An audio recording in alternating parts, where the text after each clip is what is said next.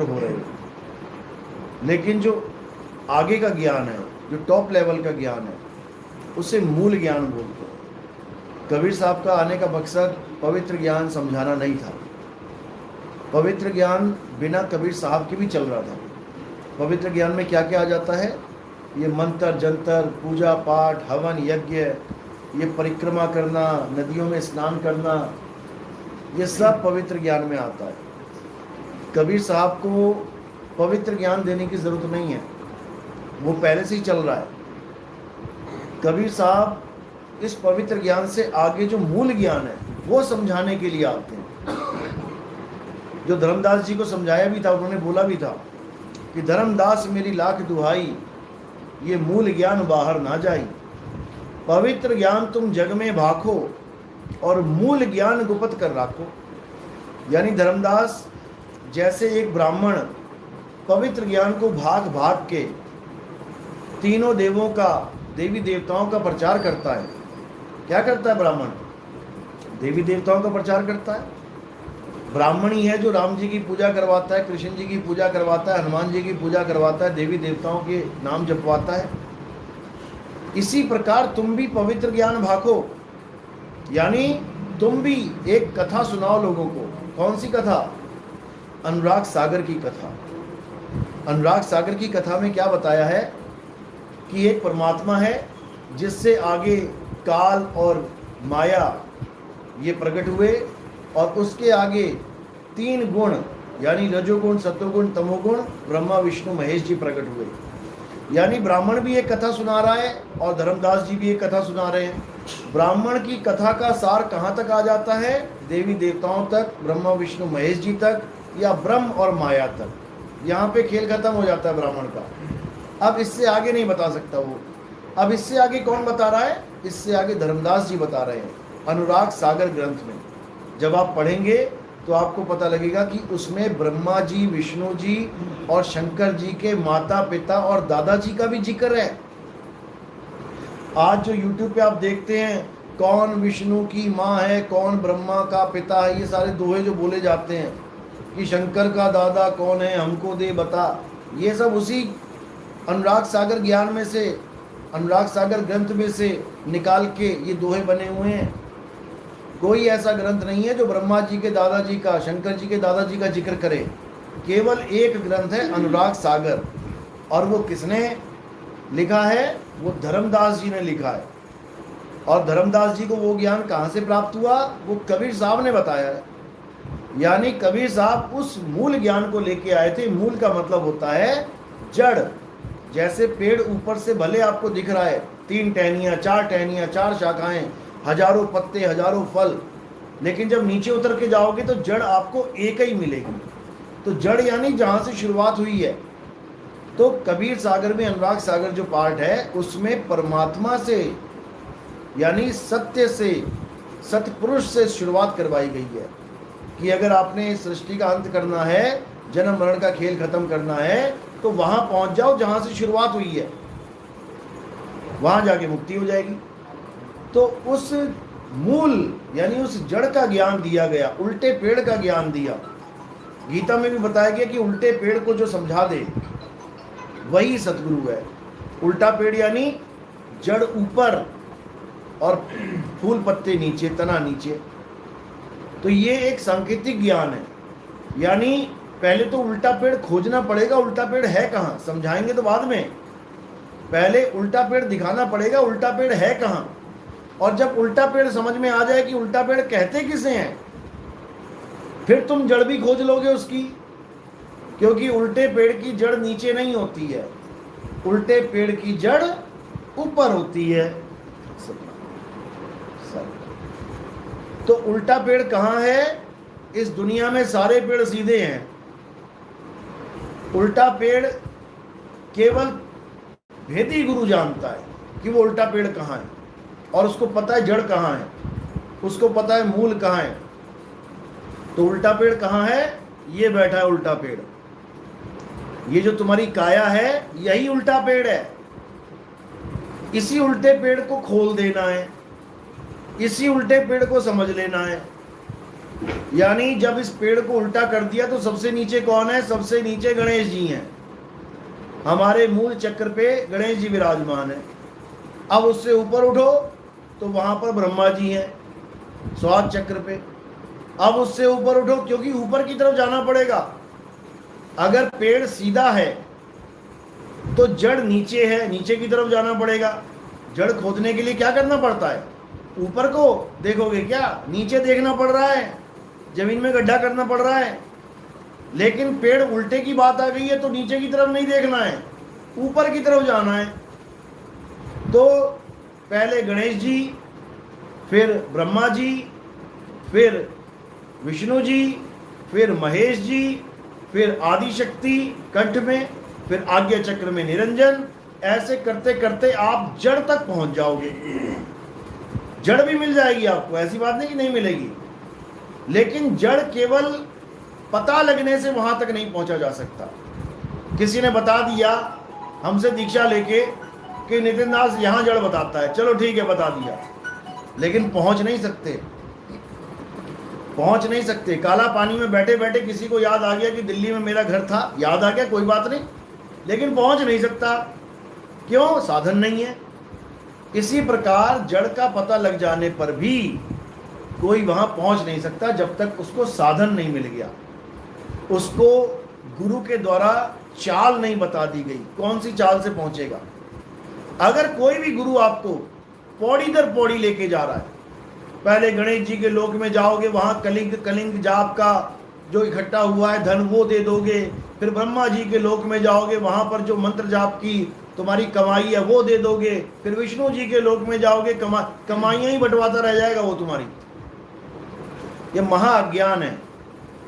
कबीर साहब कभी तुम्हारी कमाई को किसी को बंटवाते ही नहीं है। कबीर साहब विहंगम चाल के द्वारा तुम्हें सत्य तक यानी मूल तक पहुंचाते हैं। और वाणियों में आता भी है, कबीर साहब कहते हैं शब्द विहंगम चाल हमारी, और कहें कबीर सतगुर दई ताड़ी, खुले कपाट शब्द झनकारी, और पिंड एंड के पार सो देश हमारा है। कर नैनो दीदार महल में प्यारा है। ये आपको आखिर की कड़ी मिल जाएगी। इससे पहले भी बहुत कुछ बताया उन्होंने। इससे पहले उन्होंने ब्रह्मा जी का लोक, विष्णु जी का लोक, शंकर जी, सारा कुछ बता दिया, और क्या क्या मंत्र जपने होते हैं वो भी सारे बता दिए। उसके बाद उन्होंने सारे सतलोक, अलख लोक, अगम लोक, अनामी लोक तक की व्याख्या कर डाली। A to Z ज्ञान खोल के रख दिया। लेकिन इसका मतलब ये नहीं कि सतलोक जाना है, अलग लोक जाना है, अगम लोक जाना है, अनामी लोक जाना है। इसका मतलब ये नहीं है। एक सिगरेट की डब्बी पे लिखा होता है सिगरेट पीना हानिकारक है, इससे कैंसर हो सकता है। सच लिखा है, लेकिन इसका मतलब ये थोड़ी नहीं कि सिगरेट पी के कैंसर करवाना है। लिखा है शराब की बोतल पे शराब पीने से कैंसर हो सकता है, इसका मतलब ये थोड़ी नहीं कि पी जानी है।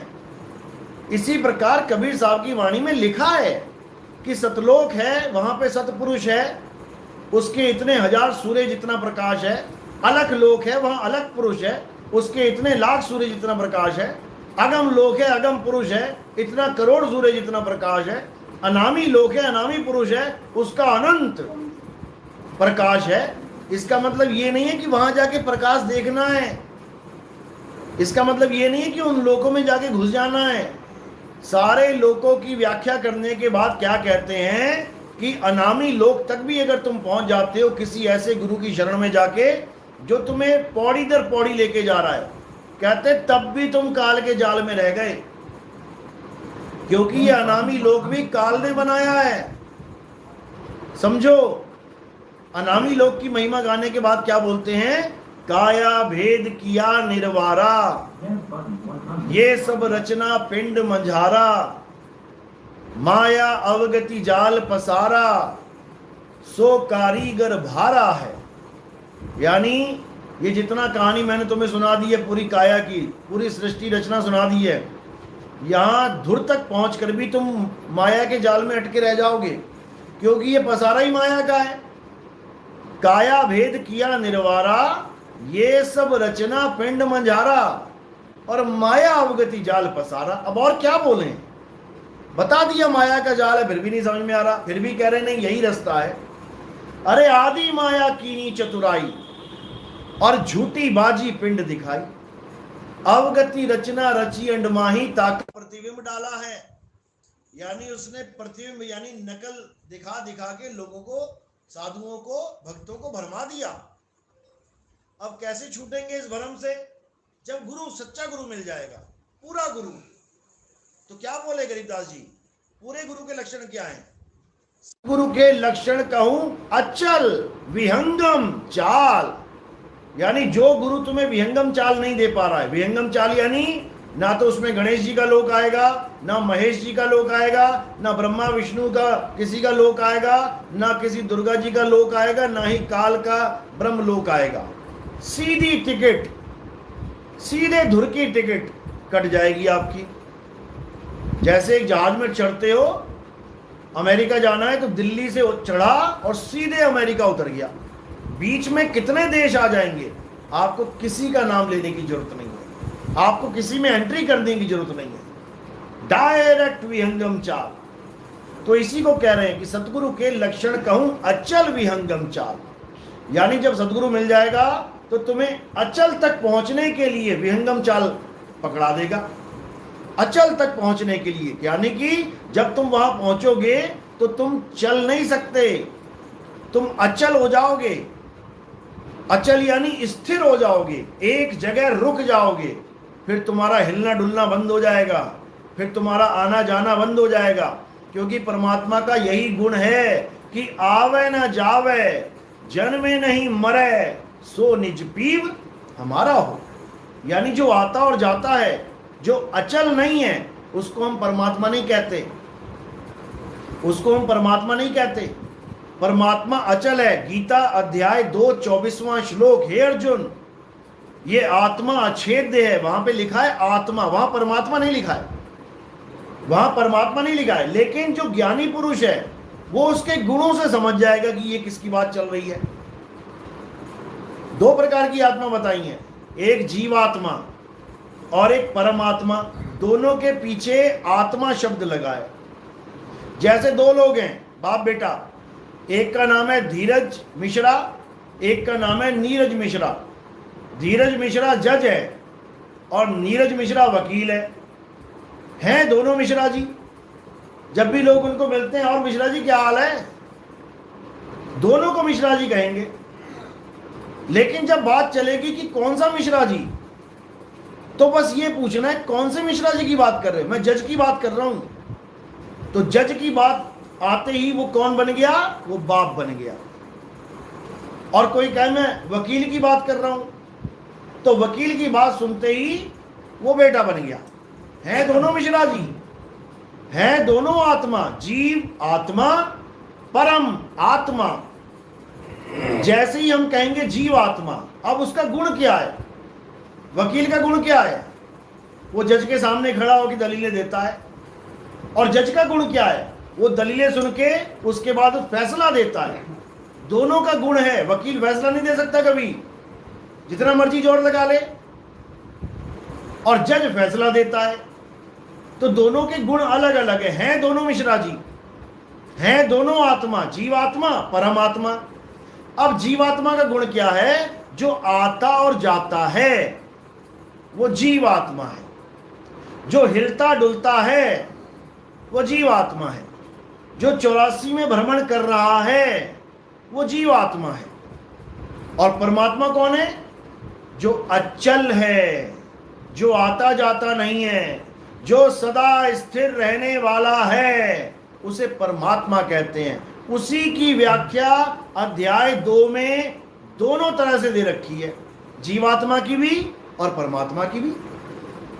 जीवात्मा के लिए बता रखा है कि हे अर्जुन, जीवात्मा इन कपड़ों को धारण करता है। कौन से कपड़ों को, ये शरीरों को, शरीर रूपी कपड़े को धारण करता है, वो जीवात्मा है। अब तुम खुद ही अपनी बुद्धि लगा लो कि तुम जीवात्मा की पूजा कर रहे हो कि परमात्मा की। बस इतना सा खेल है, बताने की जरूरत ही नहीं है कि तुम सही हो कि गलत हो, तुम खुद ही अंदाजा लगा लो। अगर तुम किसी शरीर की पूजा कर रहे हो। तुम्हारा भगवान कोई शरीर है। तुमने राम जी को मान लिया, कृष्ण जी को मान लिया, हनुमान जी को मान लिया, कबीर साहब को मान लिया, किसी के भी शरीर को मान लिया, और तुम शरीर को मान के उसको भगवान मान लिया कि मेरा भगवान कौन है? 2 आंख, 2 कान, 1 नाक, आंख, बाल, खाल, गाल वाला। तो तुम किसकी पूजा कर रहे हो? जीवात्मा की। बिल्कुल सिंपल। जिसने शरीर को धारण कर लिया वो जीवात्मा है। हाँ, जीवात्मा भी भक्ति करके भगवान बन जाता है। भगवान, परमात्मा नहीं, भगवान। भगवान बहुत सारे मिलेंगे तुम्हें, दुनिया भर के भगवान है, क्योंकि एक आम जीव से श्रेष्ठ हो गया, यानी बीच में आ गया। वो जीव से ऊपर हो गया लेकिन परमात्मा से नीचे रह गया। वो अवस्था अलग है, उसको ब्रह्म अवस्था भी बोल दिया जाता है कि हाँ ठीक है, वो जीव रूप में भी ब्रह्म ज्ञानी हो गया, ठीक है, समझ में आ गया, लेकिन परमात्मा नहीं हुआ, क्योंकि परमात्मा अचल है। तो ये जो जीवात्मा है ये चलता है, ये फिरता है, 84 में घूमता है, और जो परमात्मा है वो अचल है। गीता में यही स्पष्ट बता रखा है, हे अर्जुन, ये आत्मा अछेद्य है, अशोष्य है, अदा है। ये आत्मा अचल है, सदा स्थिर रहने वाला है। तो ये किसकी महिमा गाई जा रही है? परमात्मा की। बस इतना सा ज्ञान है, जो इसको समझ लेगा उसका कल्याण हो जाएगा। तो परमात्मा क्या करता है? इस जीवात्मा को अपने जैसा बना लेता है। अपने जैसा बना, कीट न जाने भृंग को और गुरु कर ले आप समान। यानी जो बेचारा भटक रहा था इधर 84 में, उसको ऐसा गुरु मिल गया जिसने विहंगम चाल के द्वारा उसको अचल अवस्था का ज्ञान पकड़ा दिया। अब वो अचल अवस्था को प्राप्त करके अचल ही हो जाएगा, यानी अब उसका आना जाना खत्म। अब वो स्थिर होके अपने स्वरूप को प्राप्त कर लेगा, असली स्वरूप को, और ये नकली है। तो यही कबीर साहब समझा रहे हैं कि शब्द विहंगम चाल हमारी, और कहें कबीर सतगुर दैतारी, खुले कपाट शब्द झनकारी। कपाट यानी दरवाजा, वो दरवाजा जो इस पूरे ब्रह्मांड का आखिरी दरवाजा है। जैसे आपको किसी घर में घुसाया गया तो एक मेन गेट होता है, घर में घुसा के मेन गेट में ताला लगा दिया तो आप पूरे घर में घूमते रहो, दुनिया भर के दरवाजे मिल जाएंगे आपको। लैट्रिन का दरवाजा, बाथरूम का दरवाजा, किचन का दरवाजा, इसका दरवाजा, उसका दरवाजा। लेकिन वो दरवाजे खुलते बंद होते रहे, तब भी आप मुक्त नहीं हो सकते। लेकिन जो मेन गेट है जहां से आपकी एंट्री हुई थी, अगर वो दरवाजा खुल जाए तब आप वहां से फुर हो जाओगे।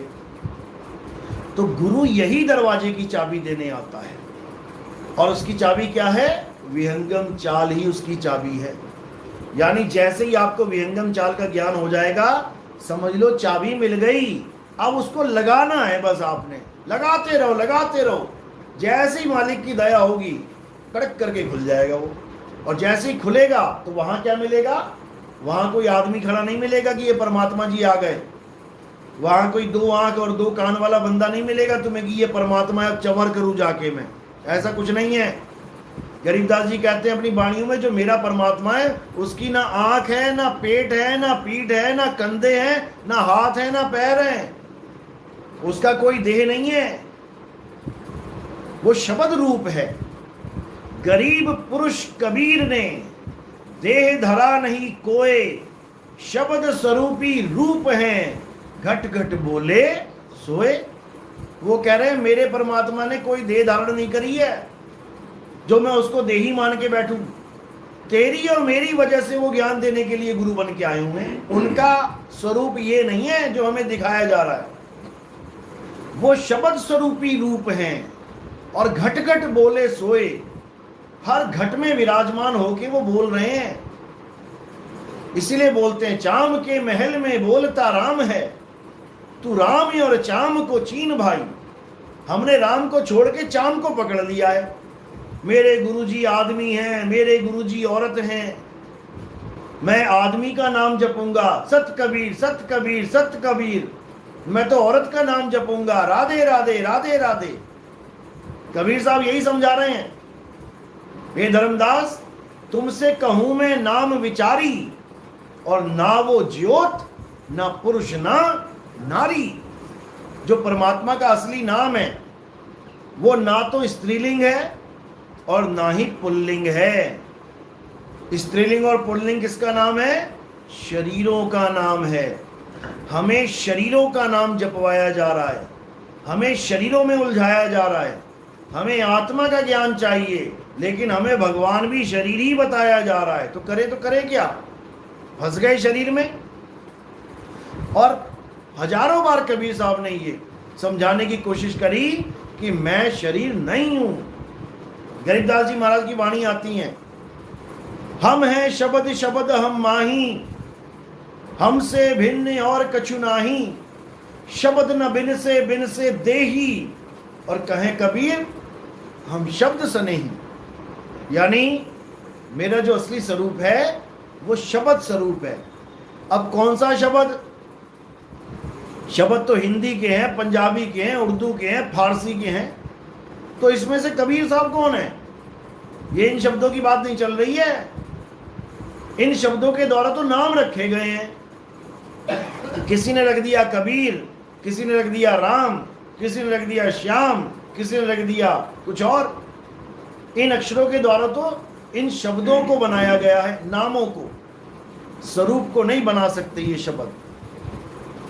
तो ये स्वरूप ज्ञान है। हम हैं शब्द, अपना स्वरूप बता रहे हैं कि मैं देही नहीं हूं, मैं शब्द हूं। उसी शब्द को शब्द गुरु कहते हैं, वही शब्द गुरु है। इसी की महिमा बाबा नानक गाते हैं, शब्द गुरु सूरत धुन चेला। यानी हमारा गुरु कौन है? शब्द हमारा गुरु है। तो कबीर साहब समझा रहे हैं, जग व्यवहार के कारण गुरु किया रामानंद, और शब्द हमारा गुरु है सदा हमारे संग। जो कबीर साहब का असली स्वरूप है वो शब्द स्वरूप है, उसी को सत्य स्वरूप कहते हैं। वाणी भी आती है, सत्य स्वरूपी नाम साहिब का सो निज नाम हमारा। यानी मेरा नाम कबीर नहीं है। कबीर नाम तो मुझे रखना पड़ गया कलयुग में आने के लिए। अगर ये 4 युग ना होते, केवल 3 युग होते, सतयुग त्रेता द्वापर, तो कबीर नाम होता ही नहीं संसार में। क्यों? क्योंकि सतयुग में सत सुकृत नामा, त्रेता में मुनिंद्र नामा, द्वापर में करुणामय नामा। ये 3 में ही खेल खत्म हो जाता। तो चौथा युग है, इसलिए कबीर नाम है। चौथा युग ना होता तो कबीर नाम भी नहीं होता। क्योंकि कई लोग सोचते हैं कि कबीर साहब का असली नाम क्या है? कबीर। वो उसी को समझ रहे हैं कि ये मेरा यथार्थ नाम है, ये मेरा निज नाम है। बिल्कुल नहीं है। अगर ये अक्षर ना होते, का खा गा घा घा, ये लाइन ही ना होती, तो कबीर का कहां से लेके आते? पा फा बा भा मा, ये लाइन ना होती तो कबीर का बा कहां से लेके आते? या रा ला वा शा, ये लाइन ना होती तो कबीर का रा कहां से लेके आते? ये इंसानों के द्वारा बनाए गए अक्षर हैं। अगर ये अक्षर इंसान ना बनाता तो कबीर साहब का कोई नाम ही ना होता। और वाणी में उन्होंने कहा भी है कि मेरा नाम अकहुआ भाई। जो मेरा नाम है वो अकहुआ, यानी वो कहने में नहीं आता, वो है मेरा नाम। लेकिन तुम लोगों ने अपने नाम रखे, अपने बच्चों के नाम रखे, अपने पोते पोतियों के नाम रखे, और नाम से ही इंसान की पहचान है इस दुनिया में। इसलिए मुझे भी रखना पड़ गया। मैंने भी रख लिया कबीर, नहीं तो मुझे नाम की जरूरत ही नहीं है। मैं तो ज्ञान देने आया हूं, नाम जपवाने थोड़ी नहीं आया हूं। कबीर साहब हमें यहाँ पे आत्मा का ज्ञान समझाने आते हैं। आत्म ज्ञान बिना नर भटके, कभी काबा कभी काशी। आत्मा के ज्ञान के बिना नर भटक रहा है। कौन सी आत्मा का ज्ञान? जीवात्मा नहीं, अचल आत्मा का ज्ञान। जीवात्मा को तो देने आए हैं ज्ञान, जीवात्मा को तो ज्ञान समझाने आए हैं। किसका? अचल आत्मा का ज्ञान, परम आत्मा का ज्ञान। लेकिन ये जीव नहीं समझ पाता है। ये सोचता है कि बिना मंत्र जपे मेरी मुक्ति नहीं हो सकती, बिना नाम जपे मुझे परमात्मा नहीं मिल सकता। और उदाहरण क्या देते हैं? जैसे कुत्ते को कहो कि कुत्ता कुत्ता कुत्ता आ ना करो, कुत्ता कुत्ता करो तो कुत्ता नहीं आता, और जब करो आ तो कुत्ता आ जाता है, या कुर कुर कुर तो कुत्ता आ जाता है। ये उदाहरण देते हैं। बताओ, परमात्मा को कुत्ते की तरह बना दिया इन लोगों ने कि मैं नाम जपूंगा तो परमात्मा आएगा, नहीं जपूंगा तो नहीं आएगा। बताओ, अरे धर्मदास जी ने कौन से नाम जपे थे? वो तो लकड़ी जला रहे थे, हवन कर रहे थे, तो कैसे आ गए कबीर साहब यहां पे? बिना बुलाए आ गए। समझो, गरीबदास जी गाय चरा रहे थे, हाँ गाय चरा रहे थे। अब गाय चराते चराते उसको ज्ञान देने आ गए गुरु। उसने किसको बुलाया था? कौन सा मंत्र मारा था? तो ऐसा भरमा दिया इन लोगों ने। दादू जी बच्चों के साथ खेल रहे थे, छोटे से थे, उनको किसने मंत्र से बुलाया? अपने आप आ गए। वो कभी भी कहीं भी प्रकट हो सकते हैं, लेकिन इन लोगों ने क्या कर दिया कि कबीर को पाना है तो कबीर कबीर रटना पड़ेगा। यही महाअज्ञान है। बिल्कुल इसको ध्यान से निकाल दो, ये बिल्कुल अज्ञान है। तो क्या करना है? आत्मज्ञान बिना नर भटके। हे मनुष्य, तुझे अपनी आत्मा का ज्ञान प्राप्त करना है, अचल आत्मा का। और जब तेरा अचल आत्मा का ज्ञान पूर्ण हो जाएगा तो जो लहरों की तरह तेरा जीवन चल रहा है, और चल भी कहाँ रहा है? अचल समुद्र के ऊपर। जो अचल समुद्र है उसी के ऊपर लहरें चल अवस्था में घूम रही हैं। तो समुद्र कितनी दूर है लहरों से? कितनी दूर है? बिल्कुल पास में। मोको कहां ढूंढे रे बंदे, मैं तो तेरे पास में। बस ये समझ लो कि समुद्र के ऊपर ही लहरें चल रही हैं। तो यहां लहरें ऊपर है, समुद्र नीचे है। अब उल्टा पेड़ कर दोगे तो समुद्र ऊपर हो जाएगा, लहरें नीचे हैं, और कुछ नहीं है। समुद्र ऊपर है और लहरें नीचे हैं। अब क्या करना है? बस उलट जाना है। उलट समानी आप में, और प्रगटी ज्योति अनंत, और साहिब सेवक एक संग, खेले सदा बसंत। तो जैसे दुनियावी समुद्र में लहरें नीचे की तरफ आ जाएं तो समुद्र में मिल जाती हैं, समुद्र ही हो जाती हैं। आध्यात्मिक ज्ञान में उल्टे पेड़ में लहरें ऊपर की तरफ चली जाए तो अचल हो जाती है। यानी लहरों का सिंहासन कहाँ है? अचल सिंहासन ऊपर लगा है। अब करना क्या है? अब सिंहासन पे चढ़ जाना है, बस इतना सा खेल है। तो कह रहे हैं अब तो जाए चढ़े सिंहासन, और मिले हैं सारंग पानी, राम कबीरा एक भय हैं, और कोई ना सके पहचानी। यानी जो दो बने बैठे हुए थे, समुद्र अलग और लहर अलग बने हुए बैठे हुए थे, ये समुद्र में मिलते ही वो लहरें समुद्र ही हो जाती हैं। यानी ये जीव पीव में मिलके पीव ही हो जाता है। इसीलिए बोला गया कोटि तो ब्रह्मा भय और कोटि भय ईश, साहिब तेरी बंदगी से ये जीव हुए जगदीश। कोई और जगदीश नहीं आएगा, नहीं तो युगों युग बीत गए। क्यों नहीं कबीर साहब सबके सामने खड़े होकर आज आदत कहते मैं ही परमात्मा हूं? क्यों नहीं कहते? ये जीव भटक रहा है।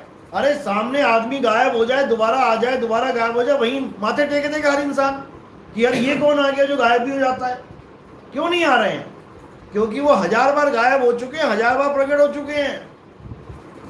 गायब होने और प्रकट होने से कुछ नहीं होने वाला। लोगों ने देखा कबीर साहब को, उनको देखने से कुछ नहीं होने वाला। लोग कहते मैंने भगवान को देखा, मुझे गंगा के घाट पे भोले शंकर के दर्शन हो गए।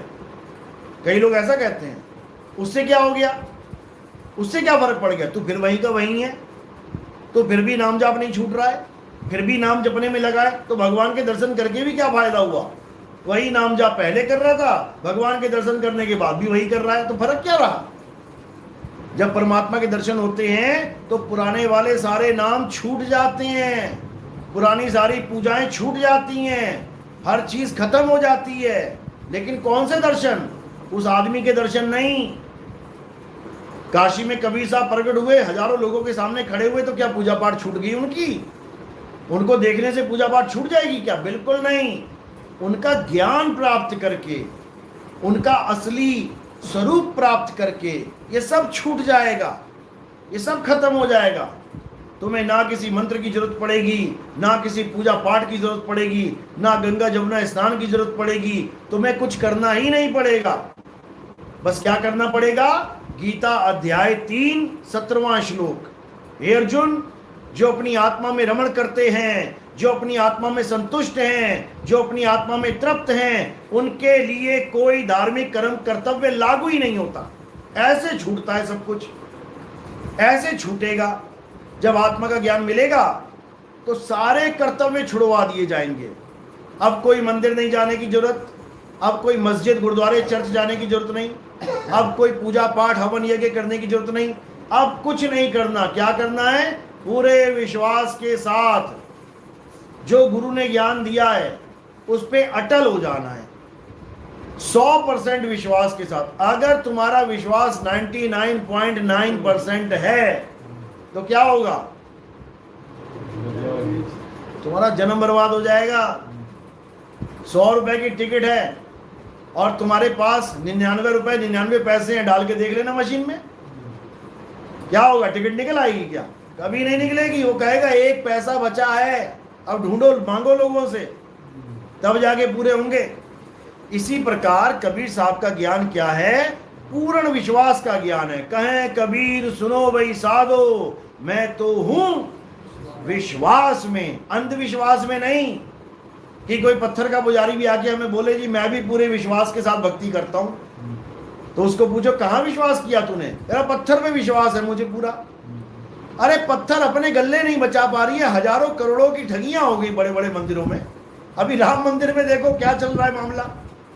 सोचो, पूरे कलयुग में सबसे बड़ा भव्य सम्मेलन था राम मंदिर, बड़े बड़े ऋषि मुनि, बड़े बड़े गुरुओं को बुलाया गया। एक भी गुरु ये नहीं बता पाया कि 1 साल बाद ये कांड होने वाला है।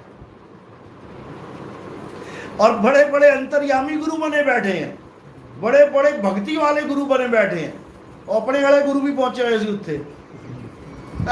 मेरा बाबा जी जानी जान है, और जानी जान ना दस पाया कि 1 साल के बाद ये गले में क्या क्या होने वाला है। ये हाल है। संगत जानी जान मान रही है उनको, और बाबा को अता पता नहीं कि जहां भव्य सम्मेलन में बैठा है वहां पर 1 साल बाद अखबार में क्या आने वाला है। ये हाल है। ये सब अंधविश्वास है। विश्वास किस पे करना है? एक को सिमरो नानका, जो जल थल रहा समाए, और वाही को क्यों सिमरिए, वो जम्मे ते मर जाए। इस पे किसी को विश्वास ही नहीं हो रहा है। आत्मदेव पे किसी को विश्वास ही नहीं हो रहा है, और इंसानों पे विश्वास करके बैठा हुआ है। बाबा जी तार लेंगे, मैनू भी तार लेंगे। तो प्रभा आप ही तर जावे पहला हो। तो बात इतनी सी है। गुरु ग्रंथ साहब में बिल्कुल वाणी क्लियर है कि अगर पूजा किसी की करनी है तो किसकी करनी है? आत्मदेव पूजिए, गुरु के सहज सुभाए। बताओ, एक लाइन में तुम्हें सारा निचोड़ बता दिया कि पूजा किसकी करनी है? आत्मदेव की पूजा करनी है। ढूंढो, अब ढूंढो कहां है आत्मदेव। किसी को अता पता ही नहीं आत्मदेव का, और साथ में लेके घूम रहे हो, साथ में लेके घूम रहे हो। तेरा साईं तुझ में है। जा रहे हो मार्केट शॉपिंग कर, तो साईं भी नाल लेके तुरे हुए हैं। साईं साथ में घूम रहा है तुम्हारे, और लेकिन तुम्हें समझ में ही नहीं आ रहा। लहरें भागती जा रही है, भागती जा रही है, समुद्र को ढूंढ रही है, कहां है, कहां है? वो नीचे है, वो नीचे है, उसी के ऊपर भाग रहा है तू। नहीं समझ में आ रहा है। ये तब समझ में आता है भाई जब भेदी गुरु मिल जाता है, तब वस्तु का ज्ञान मिलता है और मंत्रों का ज्ञान छूट जाता है। सोई गुरु पूरा कहावे, जो 2 अक्षर का भेद बतावे, एक छुड़ावे एक लखावे, तब प्राणी निज घर को जावे। तो ये जितने भी नाम है ये सब छूट जाएंगे, प्राणी जाएगा जी। सब छूट जाएंगे, और उसके बाद तुम्हें अपना असली स्वरूप मिलेगा। एक लखाए, यानी तुम्हें तुम्हारा सत्य स्वरूप लखाए। लखाए मतलब उसकी पहचान बताए कि वो कहां मिलेगा। तुम्हारी दौड़ खत्म करवा दे, उस वस्तु का भेद बता दे कि वस्तु कहां पड़ी है। ढूंढना तुम्हारा फर्ज है। अगर तुम्हें नहीं मिल रही, गुरुजी 10 साल हो गए नाम लिए, कुछ मिल नहीं रहा है, इसका मतलब तू खोज नहीं रहा है, सही से खोज नहीं रहा है। तो कह रहे हैं वस्तु कहीं और ढूंढे कहीं, और कैसे लागे हाथ, गुप्त वस्तु तब मिले, भेदी लीजे साथ। और भेदी लीना साथ में, दीनी वस्तु लखाए, और कोटि जन्म का पंथ था, पल में पहुंचा जाए। यानी जिसको ढूंढने के लिए करोड़ों जन्म लग गए, उसका भेद तुम्हें एक पल में पता लग जाएगा। लेकिन भेद पता लगने के बाद भी तुम्हें 100% सूरत को वहां पहुंचाना पड़ेगा। इसी में देरी हो जाती है। यही सबसे बड़ी दिक्कत बन जाती है कि गुरुजी ज्ञान तो पूरा समझ में आ गया, मैं ध्यान भी लगाता हूं, लेकिन कुछ हो नहीं रहा। अब हो क्यों नहीं रहा? कारण क्या है?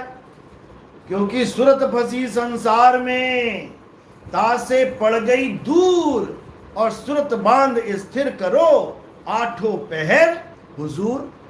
अब इस एक दोहे में कारण और निवारण दोनों बता दिए। कारण क्या बताया दूर होने का? कि सूरत फंसी संसार में, तासे पड़ गई दूर। और निवारण क्या बताया? कि इसको आठों पहर स्थिर करो, तब बात बन जाएगी। अब कारण निवारण दोनों एक ही दोहे में मिल गए। अब किसी से कुछ पूछने की जरूरत नहीं है। तुम 1000 बार आगे पूछोगे गुरुजी कुछ नहीं है, कुछ नहीं हो रहा, तो यही जवाब है इसका, कि यानी कि सूरत कहीं और लगी हुई है। अब खुद देखो, पूरे दिन में बैठे बैठे किस चीज की टेंशन ले रहे हो तुम? किस चीज की चिंता है तुम्हें? तुम्हारे बेटे का क्या होगा, तुम्हारी बेटी का क्या होगा, तुम्हारी दुकान का क्या होगा, तुम्हारे मकान का क्या होगा, बैंक बैलेंस कम हो गया है, ज्यादा हो गया है। यही तो है जो दूरी करके बैठी हुई है। ये कैसे खत्म होगा? जब तुम सरेंडर कर दोगे। यानी तुमने ये प्रण ले लिया कि मैं आज के बाद किसी की चिंता करता ही नहीं। लड़का जिंदा है, परमात्मा का है। लड़का मर गया, परमात्मा का है। धंधा चल रहा है, परमात्मा। धंधा मंदा हो गया, परमात्मा का है। मैं ठीक ठाक हूं, परमात्मा का हूं। मैं ठीक ठाक नहीं हूं, परमात्मा का हूं। यानी हर चीज उसके ऊपर छोड़ दो। अपनी डोर, जैसे घोड़ा होता है ना, दौड़ता तो है लेकिन अपनी मर्जी से नहीं दौड़ता। किसकी मर्जी से दौड़ता है? वो जो पीछे लगाम लेके बैठा हुआ है। वो जब खींचे तो रुक जाओ, वो जब हिलाए तो चल पड़ो। अगर ऐसे चलोगे तो भाई साहब कल्याण हो जाएगा। और अगर ये सिरदर्दी पाल के बैठोगे कि अरे ये बड़ा बुरा हो गया, हाँ तू तो अच्छा कर देता है इसका, तुम कुछ नहीं कर सकते। तुम ना अच्छा कर सकते हो ना बुरा कर सकते हो। तुम इस फिल्म में ऐसा रोल लेके बैठ गए हो जो केवल फिल्म के पात्र का रोल अदा कर सकते हो। कितने बड़े से बड़ा हीरो क्यों ना हो, उसकी भी बहन को गुंडे उठा के ले जाते हैं, उसकी भी मां को गोली मार देते हैं। क्यों? कारण क्या है? क्योंकि उसकी कहानी में यही लिखा हुआ है। वो चाहकर भी कहानी नहीं बदल सकता। इसी प्रकार तुम्हें भी उस कहानी में एक पात्र का रूप मिल गया है, जिसमें सुख भी पहले से लिखे हुए हैं, दुख भी पहले से लिखे हुए हैं, जिसमें वाहवाही भी लिखी हुई है, जिसमें तुम्हारी बदनामी भी लिखी हुई है। जो मिल रहा है प्रसाद ग्रहण करते जाओ, तब तो तुम यहाँ टेंशन फ्री होके भक्ति कर सकते हो। और कहो जी फलाने ने मुझे ऐसा कह दिया हो, बड़ी बदनामी होगी, तो पूरा दिन वो फलाना ही चलता रहेगा तुम्हारे दिमाग में। फलाने को फलाना ही रहने दो, और अपना ठिकाना जहां गुरु ने बताया है वहां पे बना लो, तब तुम्हारा कल्याण हो जाएगा। नहीं तो बड़े बड़े सूरमा आए और बड़े बड़े चले गए, रास्ता एक को भी ना मिला। इसीलिए साहिब ने कितना बताया वाणी में, कितना समझाया कि बड़े बड़े ऋषि मुनि नहीं बच पाए। 5 नाम की करते भक्ति, इनकी कभी ना होवे मुक्ति। इन 5 नाम को जान लोगे तो सारे संसार के गुरु इसी में सीमित हैं। ज्योत निरंजन ओंकार आरंकार सुओंग सतनाम, ये केवल 5 नाम नहीं है, ये 5 प्रकार की भक्ति है। ये मुद्राएं हैं 5, और इन्हीं 5 मुद्राओं में सारा संसार अटका पड़ा है। 5 नाम और 5 मुद्रा सोई निश्चय जाना, और तिसके आगे पुरुष पुरातन तिसकी खबर न जाना। परम पुरुष धर अधर तार हैं, अधर तार के आगे, और इसके आगे कौन बताए सभी शब्द में पागे। सारा संसार फंसा पड़ा इसी में। कैसे बचेगा कोई? तो बचेगा कैसे? जब कबीर साहब उसके जीवन में आ जाएंगे, वो बताएंगे कैसे बचना इस काल से। अरे बचना चाहो काल जाल से, चीनो शब्द हमारा। और कहें कबीर अमर कर राखूं जो निज होए हमारा। यानी कबीर साहब आगे क्या करते हैं, हमें आत्मज्ञान समझा के, आत्म बोध करवा के, आत्म अनुभव करवा के, इसी काया में रहते रहते हमें अमर पद दे देते हैं। इसी काया में रहते रहते हम अमर हो जाते हैं। अमर तो हम ऑलरेडी हैं, लेकिन उसका बोध नहीं कर पा रहे हैं कि हम अमर कैसे हैं। शरीर मान लिया अपने आप को, अरे मैं तो बूढ़ा हो गया, मरने वाला हूं, बस यही भरम है। तू चाह के भी नहीं मर सकता। तू बूढ़े शरीर को छोड़ सकता है, तू जवान शरीर को छोड़ सकता है, तू बच्चे शरीर को छोड़ सकता है, तू गर्भ में भी शरीर को छोड़ सकता है, लेकिन मर नहीं सकता। बस इसी भ्रम को तोड़ना है और सूरत को शब्द से जोड़ना है। ये भ्रम तभी टूटेगा, नहीं तो बड़े बड़े भ्रमित हुए पड़े हैं यहाँ पे, किसका नाम लिया जाए। शब्द सुनाई ना दे कैसे टिकाऊं? शब्द तभी सुनेगा जब, सुनो सुनो सुनो सुनो सुनो, अरे सुनो तो, ये सत्संग चल रहा है, सवाल जवाब नहीं चल रहे हैं। सुनो, वो क्या बोल रहे हैं, वो कह रहे हैं सत्संग चल रहा है, सवाल जवाब सत्संग के बाद होता है, वो ये कह रहे हैं। कोई बात नहीं, आपके सवाल का जवाब देता हूं मैं। आप कह रहे हैं शब्द सुनाई नहीं दे रहा है। अभी मैंने यही समझाया, क्यों नहीं सुनाई दिया, क्यों नहीं अनुभव हुआ, क्योंकि सूरत फंसी संसार में। ये अभ्यास कैसा है, ये ऐसा नहीं है कि आज नाम ले लिया गुरुजी आज ही सूरत लगा दूं मैं, तुम चाहकर भी नहीं लगा पाओगे। कारण क्या है, जन्म जन्म से भटकी सुरता एकदम नहीं लगेगी। कैसे लगेगी, धीरे धीरे रे मना, धीरे सब कुछ होए, और माली सींचे 100 घड़ा, ऋतु आए फल होए। कह रहे हैं 100 घड़े एक साथ डाल दोगे तो नाश हो जाएगा उसका, एक एक घड़ा करके डालना है, और कब तक, ऋतु आए फल होए। समझ गए। अगर ऋतु भी नहीं है ना, और तुमने कुरुता बीज बो दिया और तुम पानी डाल रहे हो, तब भी नहीं होगा। ऋतु का मतलब होता है मालिक की कृपा। बीज तुम डाल के आते हो, अगर मालिक की कृपा है तो अंकुरित होगा, नहीं तो नहीं होगा। तो हमने क्या करना है, सरेंडर करना है। सरेंडर का मतलब हम तेरे जीव हैं, जैसे तू रखेगा हम वैसे रहेंगे, लेकिन हाँ पूरे विवेक के द्वारा, पूरी समझ के द्वारा हम गुरु के सत्संग को सुन के मार्ग असली चुनेंगे। सरेंडर का मतलब ये नहीं कि तुम अधूरे गुरु को सरेंडर कर दो, जाके मरवाएगा वो तुम्हें। अधूरे ज्ञान के आगे सरेंडर नहीं करना है, पूरे ज्ञान के आगे सरेंडर कर देना। आगे उसकी मौज है कि वो क्या करेगा, कैसे करेगा। तुम्हें इंसान जन्म इसलिए मिला है, बुद्धि विवेक इसलिए मिला है कि अपना सही मार्ग चुन सको। और गुरु मंत्र देने वाला नहीं होता है, गुरु मार्गदर्शक होता है, गुरु रास्ता बताने वाला होता है। क्योंकि तुम्हें रास्ता चाहिए, मंत्र नहीं चाहिए। मंत्र जपने वाले कई आए कई चले गए।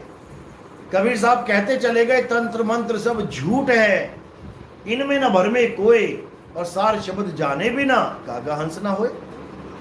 फिर भी नहीं समझ में आ रहा है तो क्या करना है, अब आत्मज्ञान को समझना है, और अटल होके पूरे विश्वास के साथ अपने ध्यान को एकाग्र करना है। दुनिया इधर से उधर हो जाए, कुछ भी हो जाए, लेकिन तुमने अपनी सूरत को एकाग्र रखना है, और संसार को झूठ मान के यानी असत्य मान के अपना जीवन जीना है। बस ठीक है, तुम्हें आदमी का जन्म मिल गया, घरवाली को औरत का जन्म मिल गया, ठीक है, तुम दोनों मिल गए, आपस में परिवार बन गया, ठीक है, लेकिन कभी भी ये मत समझना कि कोई किसी का पति या कोई किसी की पत्नी है।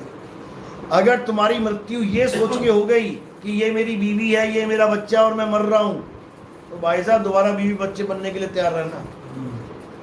तुमने यहाँ शरीर कैसे छोड़ना है, तुमने यहाँ शरीर आत्मा होके छोड़ना है कि मैं एक आत्मा हूं, ना मेरा कोई माँ, ना मेरा कोई बाप, ना मेरा कोई बीवी, ना मेरे कोई बच्चे, मैं आत्म तत्व हूं, मेरा कोई रिश्तेदार नहीं है। अगर तुमने ये सोच के इस ज्ञान में शरीर को छोड़ दिया तो तुम्हें आगे कोई जन्म वन्म मिलने वाला नहीं है। ये अंत मता सो गता का नियम है, यानी तुम जिस भाव में शरीर को छोड़ोगे उसी भाव में तुम्हें अगला जन्म मिल जाएगा। और आत्मा होके शरीर छोड़ोगे तो आत्मा का कभी जन्म होता ही नहीं है और मिलेगा भी नहीं। समझ में आई बात, बस इतना ही समझना। जिसको ये समझ में आ गया उसको आगे कुछ समझने की जरूरत नहीं पड़ती है। बोलिए परमपिता परमात्मा की सदा ही जय हो। और कोई सवाल किसी का? कोई सवाल हो पूछ लो। चलो बहुत अच्छी बात है। जब ये प्राणी निज घर को जाए, प्राणी जाएगा जी कि आत्मा जाएगी? देखो प्राणी किसको बोला जाता है? जीव को। जो प्राण के साथ चल रहा है, जो प्राणवायु कहते हैं ना, नहीं प्राण में नहीं पिंड में, जो सांस ले रहा है उसको प्राणी कह देते हैं। सांस चली गई तो कहते हैं प्राण पखेरु उड़ गए। तो प्राणी जीव को ही कहते हैं, जीव ही प्राणी है। प्राण नहीं जाएगा वहां तक। कोई कहे कि प्राण चला जाएगा परमात्मा के पास, नहीं जा सकता। प्राणी जाएगा, प्राणी जा सकता है, जीव यानी जीव जा सकता है। श्वास नहीं जा सकती। लोग श्वास के साथ सोच रहे हैं कि श्वास पे चढ़ के परमात्मा तक पहुंच जाएंगे। अरे तुम ऐसी रस्सी को पकड़ रहे हो जो रस्सी वहां तक जाती ही नहीं है। क्या श्वास से परमात्मा तक पहुंच सकती है? कभी नहीं। क्यों? कारण क्या है?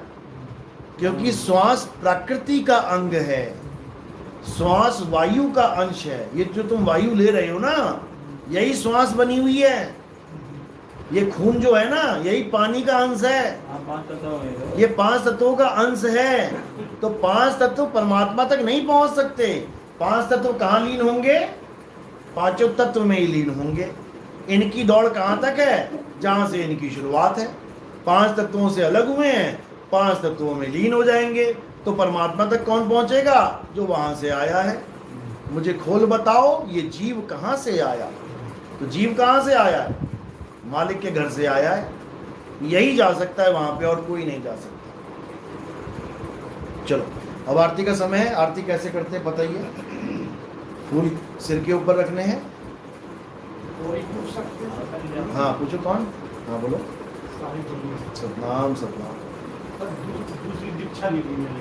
हाँ लेने के बाद कुछ जो आप बताते हैं अपनी सुनाई देती है। वो अकेले में बताना। जो आपका अनुभव है ना, वो सबके सामने शेयर नहीं करना है, वो अकेले में होगा। अभी अंदर बुलाएंगे ना आपको, फिर बताना क्या क्या हुआ। चलो बोले परमपिता परमात्मा की सदा ही जय हो। साहेब बंदी सब